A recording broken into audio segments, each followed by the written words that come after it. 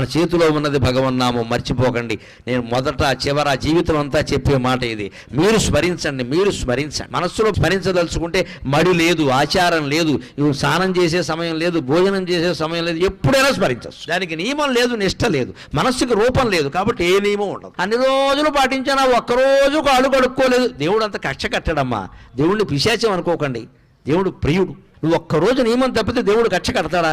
అలా అయితే దేవుడు అవుతాడా? అంతగా మనకు బాధ అనిపించింది అనుకో, అమ్మా ఏదో పొరపాటు చేశానమ్మా అని అమ్మవారి దగ్గర చెబితే క్షమించదా? ఆవిడ తల్లి అండి. భగవంతుడి దగ్గర భయం ఉండకూడదు, ఎప్పుడు హాయిగా చనువు ఉండాలి, ఒళ్ళో కూర్చునేలా ఉండాలి. గద, శంఖం, చక్రం, ఈ ఆయుధాలన్నీ వెనకాల వచ్చాయంటే నువ్వు నారాయణాయ నమః, ఓం నమో నారాయణాయ, ఓం నమః శివాయ, శ్రీమాత్రే నమః ఇలా ఏదో ఒకటి చెప్పిస్తూ ఉంటే సర్వాయుధాలు త్రిశూలం సహా నీ వెనకాల తిరుగుతూ ఉంటాయి. నీ జోలికి ఎవ్వడు రాడు, నీ ఇంటి జోలికి ఎవ్వడు రాడు, నీ భార్యా పిల్లల జోలికి ఎవ్వడు రాడు. వస్తే మటాష్, తిరుగులేదు ఇంకా.